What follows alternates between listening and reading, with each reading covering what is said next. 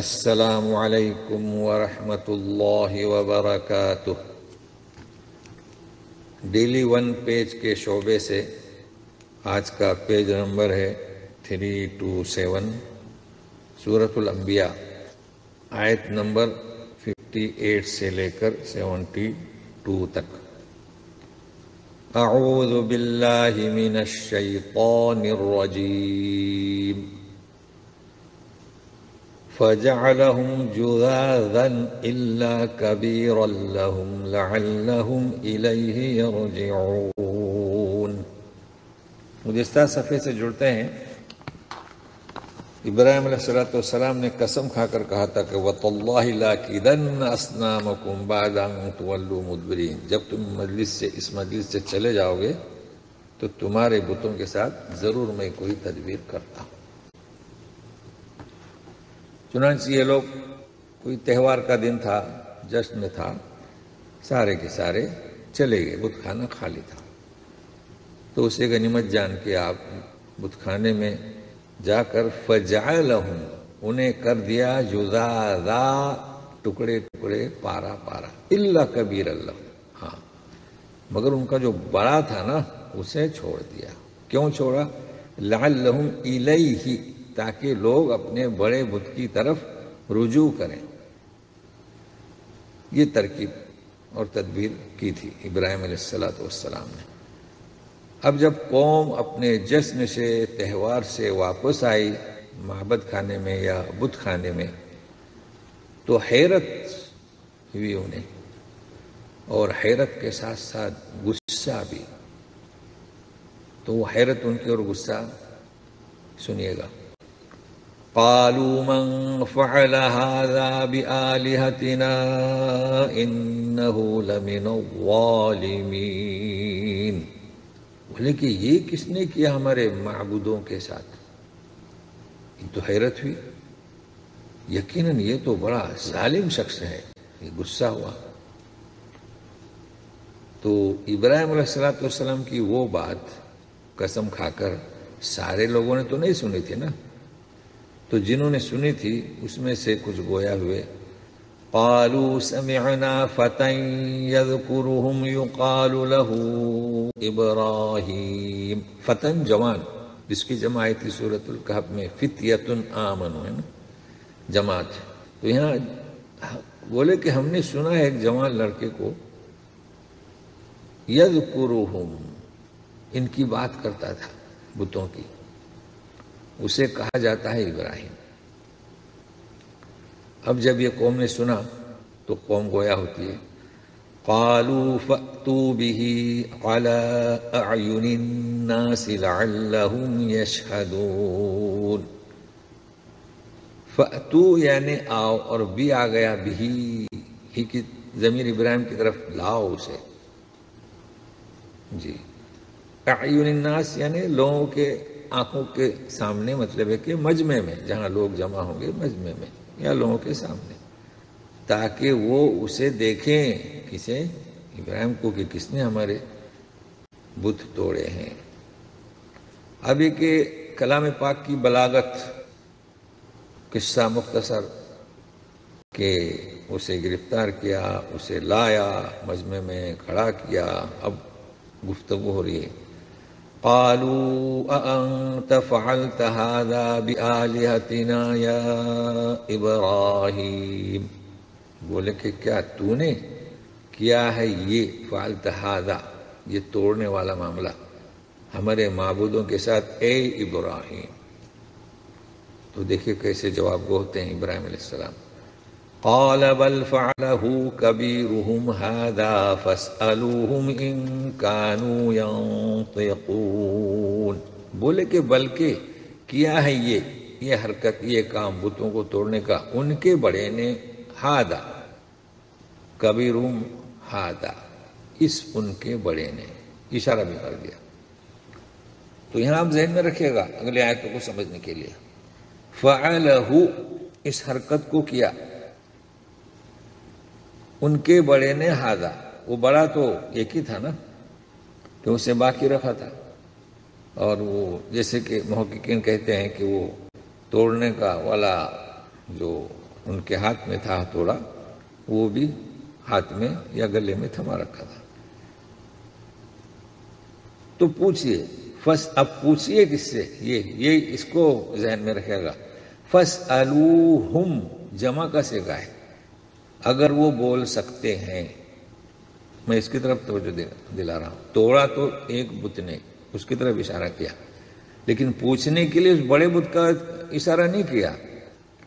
اکثر لوگ غلط سمجھتے ہیں اسے، سوچتے ہیں کہ جو بڑا باقی رکھا تھا نا، تو پوچھنے کے لیے نہیں، پوچھنے کے لیے نہیں، اس نے تو توڑا۔ تو ہم کی ضمیر ہے، جنہیں توڑا گیا ہے نا، جو گرے ہوئے تھے، ان سے پوچھئے فَاسْأَلُوهُمْ کہ بھائی تمہارے ساتھ یہ حشر کس نے کیا، تمہیں کس نے گرایا، اگر وہ بول سکتے ہیں۔ یہ بھی دیکھو اشارہ دے دیا، بھائی اگر وہ بول سکتے ہیں تو پوچھو انہیں۔ جی پہلے تو اشارہ کر دیا کہ بڑے نے توڑے، یہ توڑ پھوڑ کی، اور اگر یہ بول سکتے ہیں جو گرے ہوئے تو پوچھیں ان سے۔ فَرَجَعُوا إِلَىٰ أَنفُسِهِمْ فَقَالُوا إِنَّكُمْ أَنتُمُ الظَّالِمُونَ۔ اب وہ اپنے عقل کی طرف لوٹے، فَرَجَعُوا إِلَىٰ أَنفُسِهِمْ یعنی کیا، غور و فکر کرنے لگے، کیونکہ ان کی عقل کچھ انہیں سگنل دینے لگی، کیونکہ انہیں پتا تھا کہ یہ تو بولتے نہیں ہیں۔ آتے تھے، ڈھول تاشے بجاتے تھے، نیازیں کرتے تھے، مگر وہاں سے تو کوئی آواز نہیں آتی تھی۔ تو اپنے طرف لوٹے، یعنی غور و فکر کرنے لگے اور بولے کہ تم خود ہی ظالم ہو۔ یعنی کیسے پوچھے ان سے؟ ثم نكسوا على رؤوسهم لقد علمت ما هؤلاء ينطقون۔ پھر شرمندہ ہوئے، على رؤوسهم، تو بعضوں نے ترجمہ کیا ہے کہ پھر شرمندہ ہوئے، بعضوں نے کیا ہے کہ اوندے سروں کے بل، اور بعضوں نے ترجمہ کیا ہے کہ اپنی پرانی جہالت کی طرف وہ لوٹے۔ تو بہرحال اس کا ترجمہ مختلف لوگوں نے کیا ہے۔ اصل میں نکیسو آتا ہے سر نیچے اور پیر اوپر، یہ ہے نکیسو علی رؤوسہم۔ تو شرمندہ ہوئے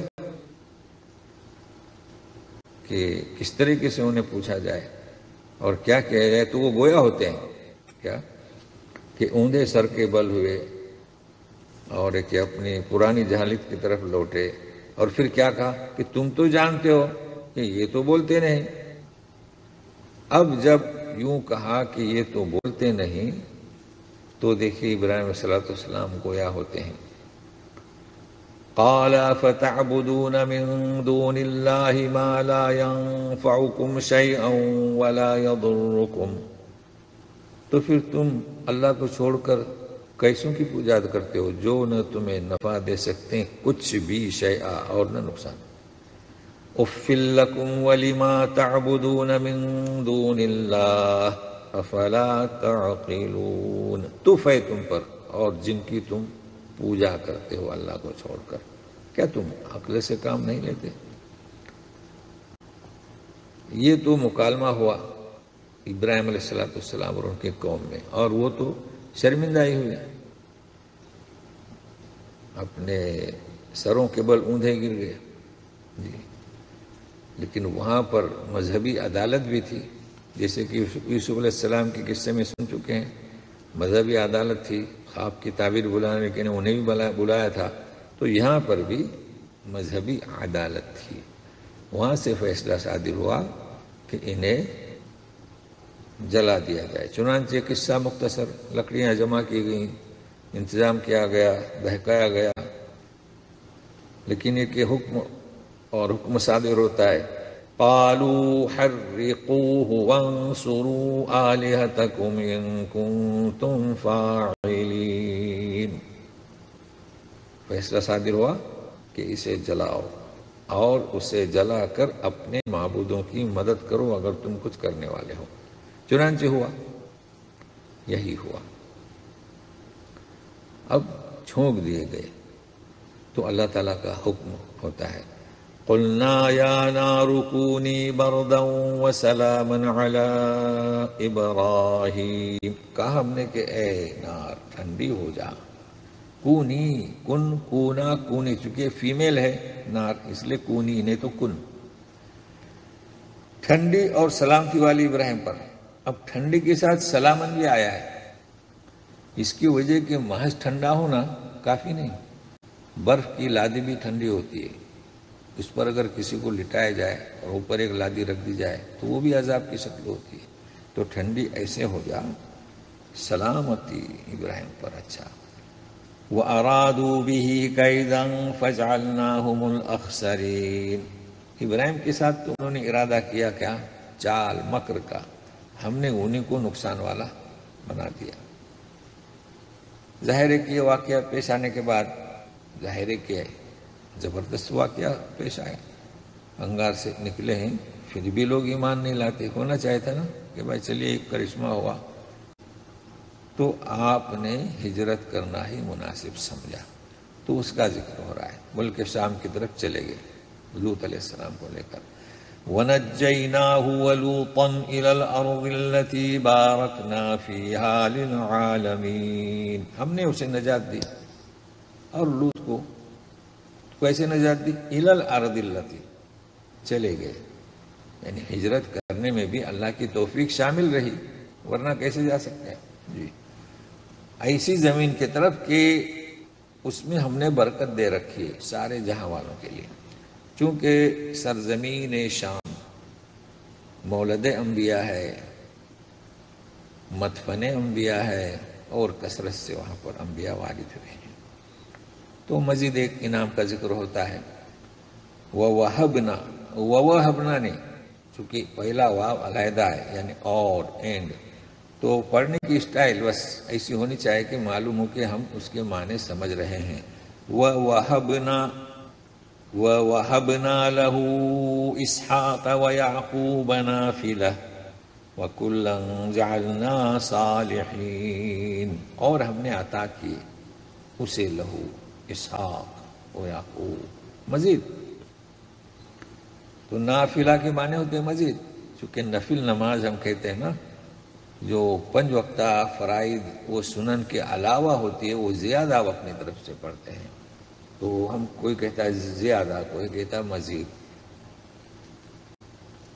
اور ہر ایک کو ہم نے نیک بنا دیا۔ اب یہ تو ہم نے صرف سمجھانے کے لیے نماز کا جو ہے حوالہ دیا ہے، لیکن یہاں یعقوب علیہ السلام یہ اس کا ذکر ہو رہا ہے کہ ہم نے اسحاق بیٹے دیے، پھر یعقوب علیہ السلام بھی مزید دے دیے، یہ مراد ہے۔ یہ صرف نافلہ یعنی کیا، نفل کے معنی کیا، تو نماز میں بھی نفل ہے، اور اللہ تعالیٰ جو عطا کرے لڑکے دے، پوتے دے، پوتیاں دے، تو یہ مزید۔ تو آج اتنا ہی، پھر ملتے ہیں کل انشاءاللہ۔ والسلام علیکم ورحمۃ اللہ وبرکاتہ۔